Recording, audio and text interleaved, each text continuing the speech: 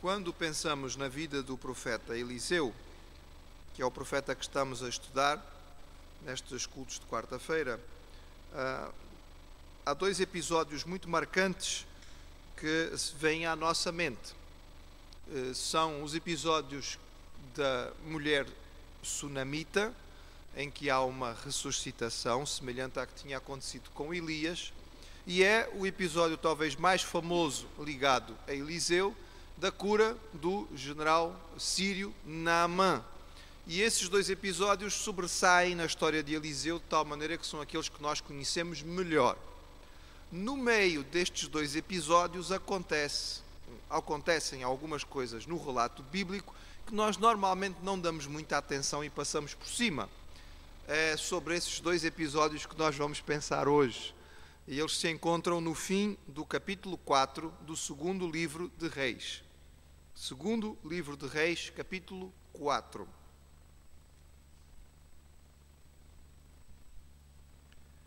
A partir do versículo 38, nós lemos assim. Segundo Reis 4, 38. Voltando Eliseu a Gilgal, havia fome naquela terra, e os filhos dos profetas estavam assentados na sua presença. E disse ao seu moço: põe a panela grande ao lume e faze um caldo de ervas para os filhos dos profetas. Então um saiu ao campo a apanhar ervas e achou uma parra brava e colheu dela a sua capa cheia de colonquíntidas e veio e as cortou na panela do caldo, porque as não conheciam. Assim tiraram de comer para os homens, e sucedeu que, comendo eles daquele caldo, clamaram e disseram: homem de Deus, há morte na panela. Não puderam comer. Porém ele disse: trazei, pois, farinha. E deitou-a na panela e disse: tirai de comer para o povo. Então não havia mal nenhum na panela. E um homem veio de Baal-salisa e trouxe ao homem de Deus pães das primícias, 20 pães de cevada e espigas verdes da sua palha, e disse: dá ao povo para que coma. Porém seu servo disse: como hei de eu pôr isso diante de 100 homens? E disse ele: dá-o ao povo para que coma, porque assim diz o Senhor: comer-se-á e sobejará. Então lhes pôs diante e comeram e deixaram sobejos, conforme a palavra do Senhor. Estes dois episódios, irmãos, que de facto não são muito relevantes, pelo menos na história geral do ministério de Eliseu, são interessantes porque eles nos ajudam a entender uma parte muito importante do ministério destes dois profetas. Na verdade, o trabalho que eles faziam provavelmente grande parte do tempo e que não estava ligado aos grandes acontecimentos proféticos da vida deles, mas ao dia a dia. E isto tinha a ver com as escolas de profetas. Segundo nós lemos no relato bíblico, esta ideia ou esta sugestão, este trabalho de ter jovens treinando para o trabalho profético é algo que começa com Samuel. Samuel é um personagem-chave, muito importante da história, porque ele está ali na transição entre o período dos juízes e o período dos reis. Samuel é simultaneamente sacerdote, juiz e profeta. Há poucos personagens bíblicos que juntam tantas características ao mesmo tempo. Ele é o último dos juízes, daqueles indivíduos que Deus separou para julgar a terra. Mas ele era simultaneamente sacerdote, porque trabalhava no tabernáculo onde ele estava, em Siló, e ele também foi profeta de Deus, portanto ocupava 3 posições importantes. E ele é o homem que vai dar início ao reinado, sendo ele o primeiro a ungir Saul, primeiro rei de Israel, e Davi, segundo rei de Israel. Foi ele também o responsável pelo início desta prática de treinar jovens no entendimento da palavra de Deus e na transmissão da palavra do Senhor.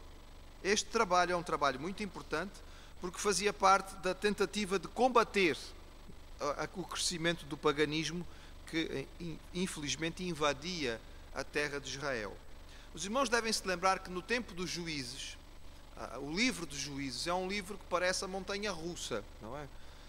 Estão a ver a montanha russa, tem altos e baixos, andamos a subir e depois a descer. O livro de Juízes é assim, de vez em quando estavam lá em cima, havia um juiz que era bom, orientava o povo e o povo seguia a Deus, então temos um período de bonança. E depois o povo morria o juiz e o povo vinha por ali abaixo e entregava-se ao paganismo e Deus tinha que castigar o povo e vinha um povo estrangeiro e os oprimia e eles iam lá no fundo do buraco. Então clamavam a Deus e Deus então levantava um novo juiz e lá eles subiam outra vez e vai neste alto e baixo. E isto tinha muito a ver com a falta de conhecimento do povo da palavra do Senhor.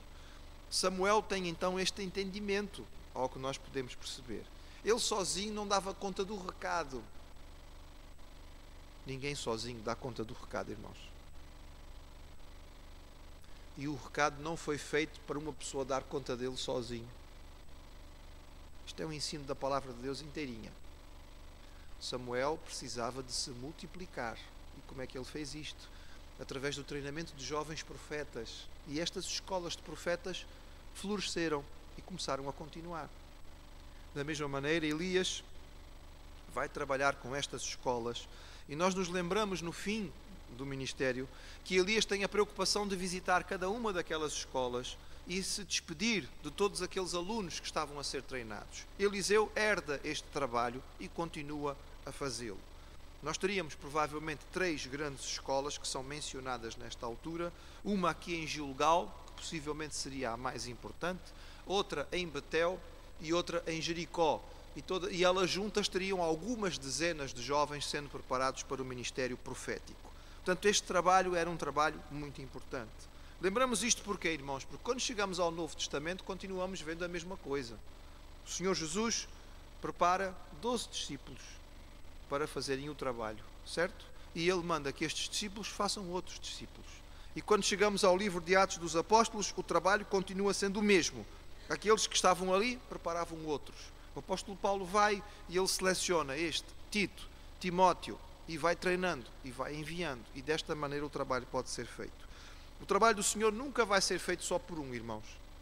Se nós tivermos a ideia de que o trabalho do Senhor na igreja é para ser feito pelo pastor, muito pouco vai ser alcançado. Vai sempre crescer muito lentamente, com muita dificuldade e com muitas lutas.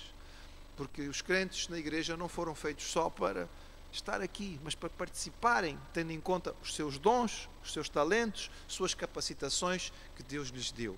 Se assim for, tudo vai dar bem. Se não for, bem, há um velho ditado que diz que crente que não trabalha, dá trabalho. Portanto, se não estiver ocupado, provavelmente vai acabar por trazer alguma dificuldade.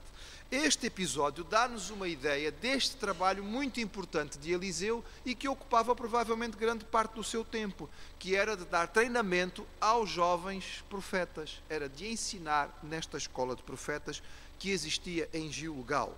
Os irmãos veem aí a menção da palavra Gilgal, no verso 38, esta mesma Gilgal, onde esta escola estava, onde Elias também gastava muito tempo. Nós podemos ver isso quando lemos o capítulo 2. Ficava mais ou menos a 65 quilómetros de Sunem e ficaria na região montanhosa de Efraim.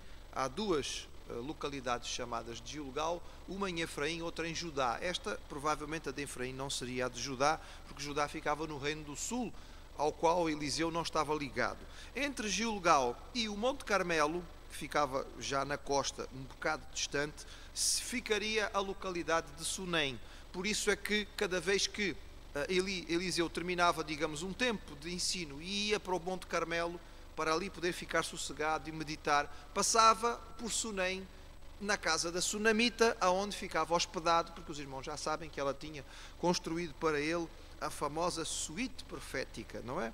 Não é suíte presidencial e nem real, era a suíte profética. Muito especial, e ele lá ficava e depois seguia para o Monte Carmelo e depois voltava outra vez para Gilgal. E ali ele podia dar continuidade a este trabalho tão importante que era o treinamento destes jovens estudantes. Havia, provavelmente, segundo nós podemos ler no texto, cerca de 100 alunos nesta escola, o que era muito bom. Mas também nos dá a entender que a vida nesta escola não devia ser fácil. Porquê, irmãos? Bem, vida de seminarista normalmente não é fácil, e eles eram aquilo que nós podemos chamar de seminaristas naquele tempo. Aliás, costumamos chamar a nosso seminário Escola de Profetas exatamente por isto. E também porque diz o versículo 38 que havia fome na terra. Isto é quase que uma continuidade da situação que havia com Elias, não é? Tinha havido a seca e havia fome e parece que nunca houve uma recuperação completa e total. Vamos lembrar que a fome em Israel estava sempre ligada à desobediência. Não era novidade, irmãos. Deus tinha dito isto ao povo lá no deserto. Lembram-se? Antes de chegar à terra prometida. Deus colocou o povo dividido em duas montanhas. A bênção e a maldição. E Deus disse, olha, há dois caminhos para vocês. Escolham o melhor. Eu estou cheio de vontade de vos abençoar, mas só vos posso abençoar aqui. Aqui não posso. Não é? Estou cheio de vontade de vos encher de bênçãos, mas é preciso que vocês obedeçam, andem no caminho certo. Se vocês escolherem o caminho errado, infelizmente, não vai ser a bênção que vai chegar, não é? Então, irmãos, muitas vezes nós não estamos desfrutando da bênção, não é porque o Senhor não esteja de braços abertos para abençoar. É porque nós nos colocamos fora do local onde Ele pode abençoar. E Ele já disse, lá não dá, eu não posso abençoar lá, porque lá é um caminho errado. Aqui eu abençoo, então fica aqui. E era esta a orientação. O povo tinha escolhido o paganismo, tinha escolhido adorar a Baal, tinha escolhido servir a outros deuses, e por isso muito daquilo que passava tinha a ver com esta dificuldade. Então, há dois episódios que têm a ver com o sustento dos alunos nesta escola, dos filhos dos profetas, dos estudantes para o ministério profético. São dois episódios que estão ligados com a mesma coisa. Nós não sabemos quantas vezes eles passaram necessidade, provavelmente passavam muitas. De vez em quando tinham, de vez em quando não tinham, mas pronto, aqui nós temos dois episódios em que Deus, de uma forma sobrenatural, através das mãos de Eliseu, providencia a comida para que eles possam ter o suprimento. O primeiro destes episódios tem a ver com um erro de avaliação, não é? Os irmãos leem aí, estava na hora de comer, Eliseu manda que se ponha a panela grande, tinha que ser panela de tropa, não é?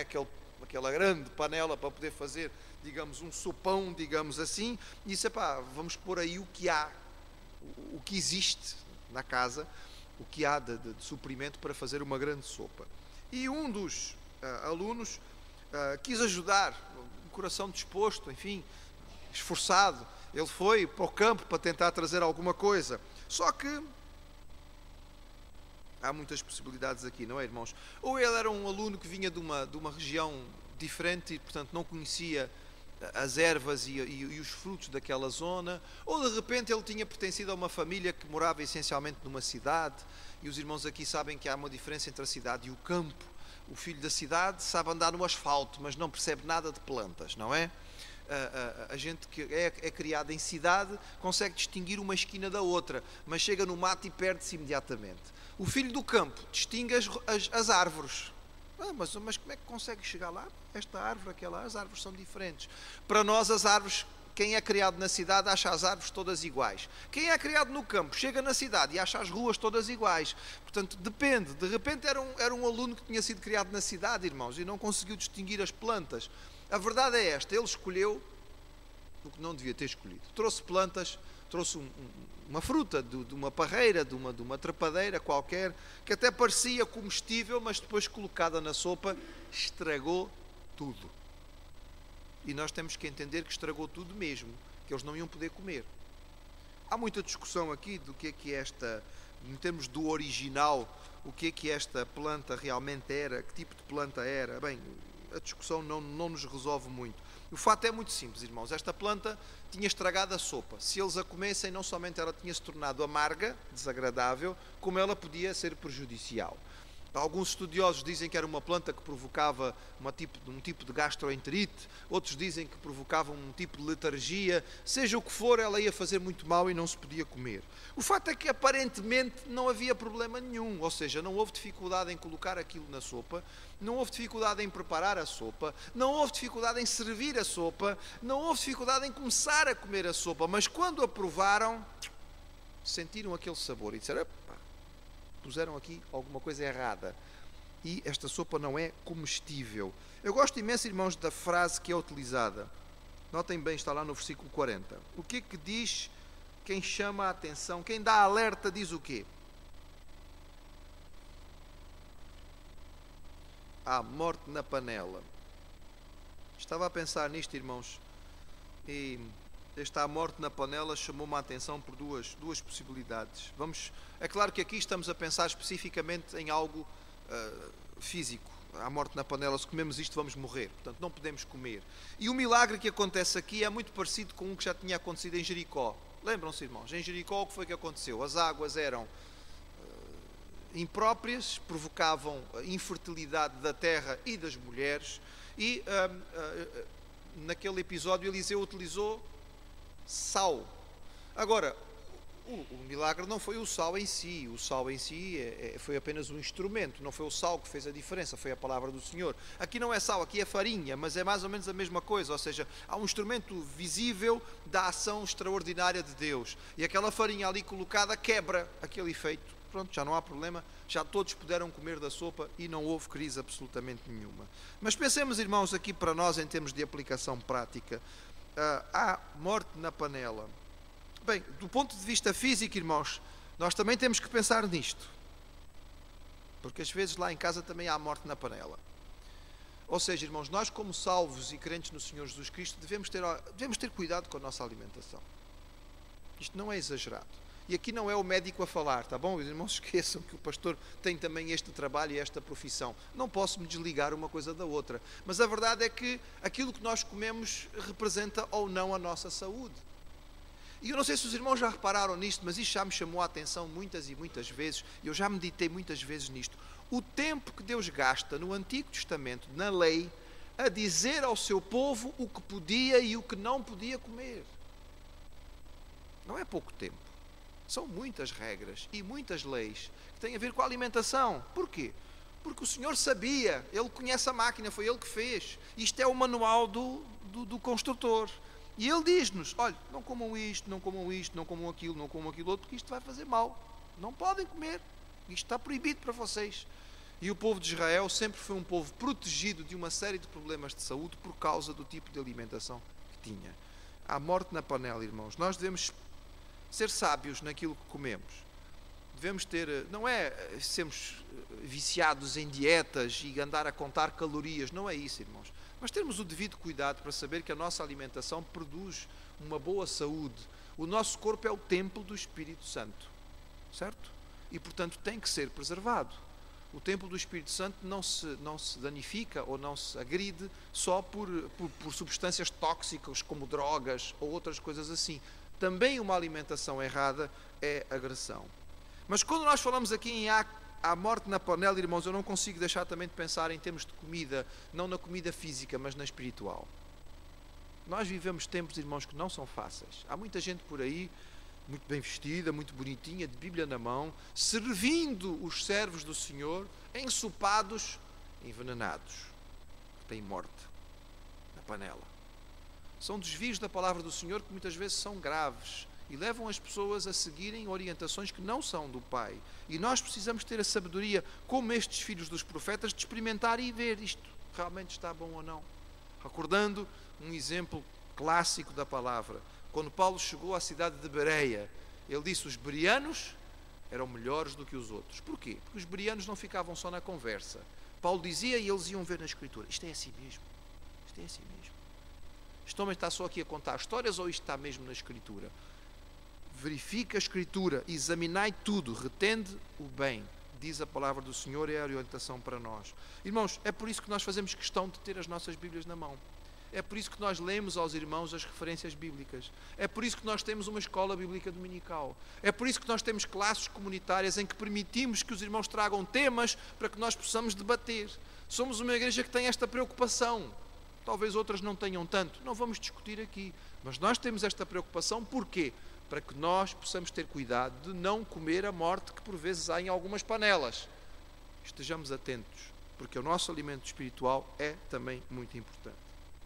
O segundo episódio tem a ver com multiplicação / satisfação. E aqui é um pouco, enfim, é difícil nós termos a certeza exata de qual seria o milagre neste segundo episódio. Há uma coisa significativa, muito bonita, que eu queria chamar a atenção dos irmãos, que provavelmente nós passamos por cima disto e nunca ligamos a mínima. Diz assim, versículo 42, um homem veio de Baal-Salisa e trouxe ao homem de Deus pães das primícias, 20 pães de cevada. E nós lemos isto e nem sequer prestamos atenção duas vezes. Mas presta atenção, irmão, neste pormenor, porque isto é muito significativo. O que é que este versículo está a dizer-nos? Vamos pensar. Estamos numa época de fome, portanto é uma época difícil. Arranjar comida nesta época não é fácil. Segundo, temos um homem que vem de Baal Salisa, uma cidade que está com um nome, que já o próprio nome da cidade é um nome atribuído ao inimigo, ao mal. É um nome que já foi dado a um deus pagão. Portanto, temos um homem que está trazendo pão numa época de fome. Já não é muito habitual alguém na época de fome levar pão ao servo do Senhor. Já era difícil, não é? Não seria o mais natural. Na época de fome a gente guarda o que tem. Segundo, temos um homem que está trazendo pão ao servo do Senhor numa época de fome e que vem de uma cidade que já está consagrada ao inimigo, ao paganismo. Mas naquela cidade este homem não tinha perdido de vista que podia levar este pão ao servo do Senhor e leva ao profeta. Mas ainda há mais aqui neste versículo, irmãos. Reparem neste pormenor. Não são pães quaisquer, são pães das primícias. O que era isto? A lei dizia que os primeiros frutos pertenciam ao Senhor e tinham que ser consagrados a Deus. Os primeiros frutos, a primeira farinha, os primeiros pães, que eram feitos com os primeiros frutos, deveriam ser entregues ao Senhor. Isto era o que dizia a lei. Mas, irmãos, a lei já não está em vigor no Reino do Norte há décadas. Desde o reinado de Jeroboão, que a lei de Deus foi colocada de lado entre os povos do Norte. Desde mais de 60 anos, nesta altura quase 100, que as tribos do Norte não estão seguindo a lei de Deus de uma forma correta. Têm seguido vários deuses pagãos e agora estão seguindo Baal, trazido por uma rainha má, Jezabel, que nós já sabemos. Mas apesar disto, ainda há gente fiel.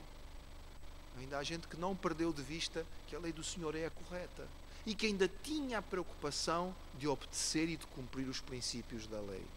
Este homem, que mora numa cidade dedicada a um deus pagão, cumpre a lei rigorosamente, mesmo no meio de uma época de fome e de escassez. Separa os primeiros frutos, prepara a primeira farinha, com ela faz os primeiros pães e toma os pães da primícia. E não tendo outro lugar a quem entregar, não havendo um santuário por perto aonde levar, estando longe da tenda do tabernáculo, ele faz o quê? Vai até onde está o servo do Senhor, Eliseu, e entrega ao seu servo estes pães das primícias. Irmãos, para mim é significativo isto. Este pormenor é significativo e deve trazer alegria ao nosso coração. Às vezes nós nos achamos tão poucos, às vezes nos achamos sozinhos, não é? Às vezes olhamos para o lado e achamos nada vai funcionar, mas o Senhor continua mantendo aqueles que são seus e que lhe são fiéis. Agora, são apenas 20 pães, irmãos. São 20 pãezinhos assim, não é? E não são pães cheinhos como os nossos. Eram quase um biscoito, como os irmãos sabem. Portanto, o máximo que um pão destes dava era para ajudar um homem numa refeição, a comer com mais alguma coisa. Portanto, se fosse alguém assim que gosta de comer, assim como o irmão Cabral, um pãozinho destes não chegava, não é? Não chegava, um pãozinho destes não chegava. Mas vamos dizer que, pronto, pelo menos para enganar a fome, um pãozinho para cada um. Mas são 20 e os alunos são 100.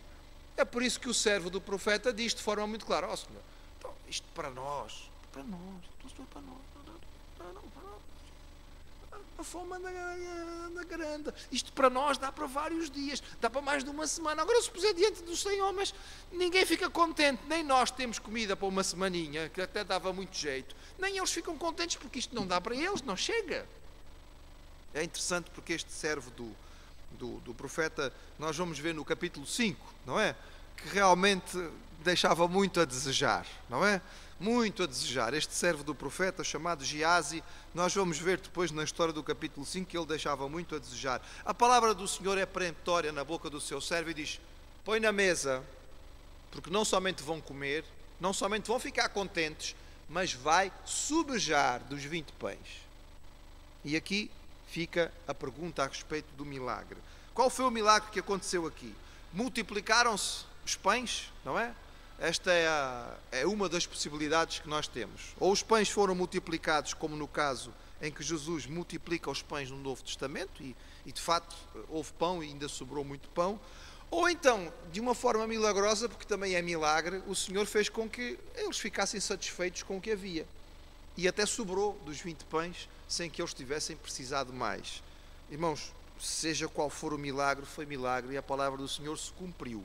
Ou seja, ou por multiplicação ou por satisfação, os 20 pães deram para os 100 alunos e ainda sobraram, porque o Senhor fez isto e o Senhor sempre multiplica. Ele pode saciar, como pode multiplicar. Isso está nas suas mãos e nós confiamos. O que temos a certeza é que com o Senhor há sempre suprimento. E no seu suprimento há sempre abundância.